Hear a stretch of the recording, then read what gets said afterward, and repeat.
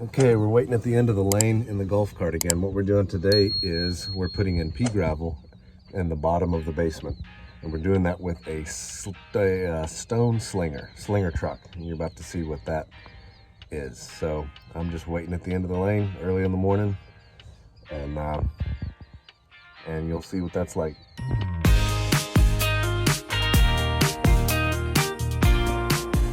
So the reason we have to use a slinger truck, you see it there, we've got to put some gravel down in the bottom of the basement. Underneath there, that is pea gravel going in. That's going to be where the basement slab sits, and pea gravel is self-compacting, and that will be a very firm surface for the concrete slab of the basement. Also, the gravel allows for the drainage of water, which is always going to be underneath your foundation. It's able to move, and as the groundwater comes up, it hits the bottom of the slab, goes outward, reaches your drainage, and goes all the way to your sump well.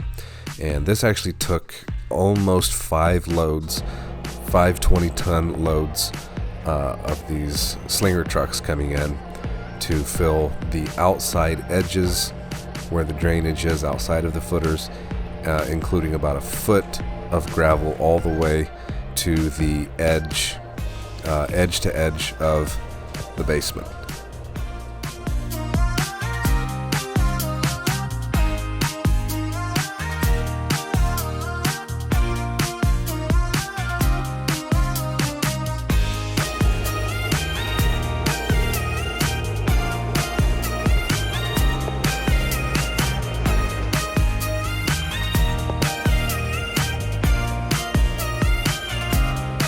Now there was a little bit left over, and all we did with that, you'll see here in a second, we just put that down on the ground in the garage because I was going to need some fill there as well.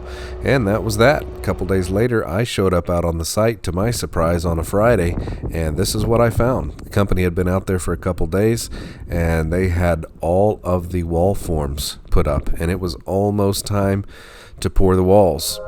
And you'll see here also, if I look down here in the walls, you'll see the amount of steel rebar we put in there, which was every 2 feet, which is double what's required in my area. You also see a sewer sleeve there, which I'll show you later on, and it's time to pour.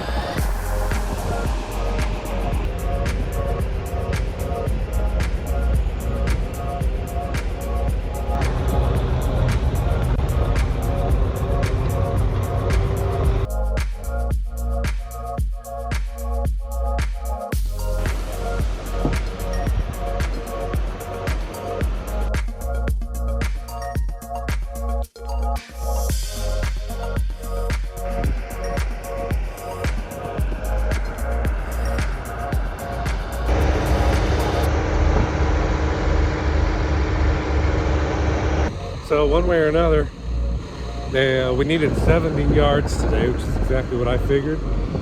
Each truck was bringing 9.5 yards, and somebody assumed they were bringing 10, so they only sent 7 trucks. So we're 4.5 yards short. We just ordered that, so we lost about 20 minutes, which is fine. But they're pulling in now, so 4.5 yards will get this basement done.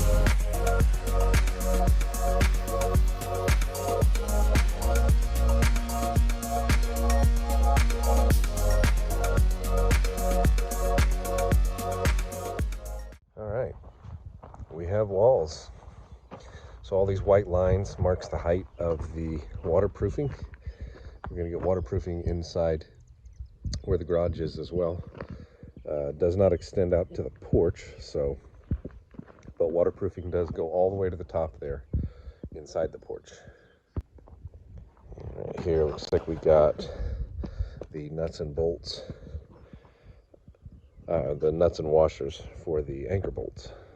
And there's our egress window, which in my county, regardless if you finish the basement or not, that is required. So we had to put one in.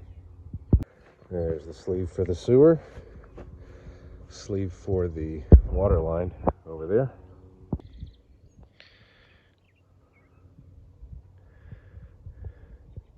It's a Monday morning. It's June 12th. I'm wearing a Carhartt coat. It's nasty, wet, muddy, and cold. I got 20 tons of gravel coming that's going to go in the garage. Probably not all of it.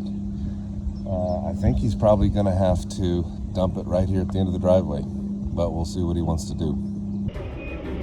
So what I had to do here, I had to bring in some gravel to fill up the garage. Here in just a second, you'll see how right up next to the house, the garage just goes all the way down to the footers. I had to fill the entire thing up with gravel. Didn't actually get good video of that. There you can see it going all the way down to the footer right next to the garage. That is so that the crane could come in. So we got a 100-foot crane that the company's brought in. They're bringing in our giant steel I-beam.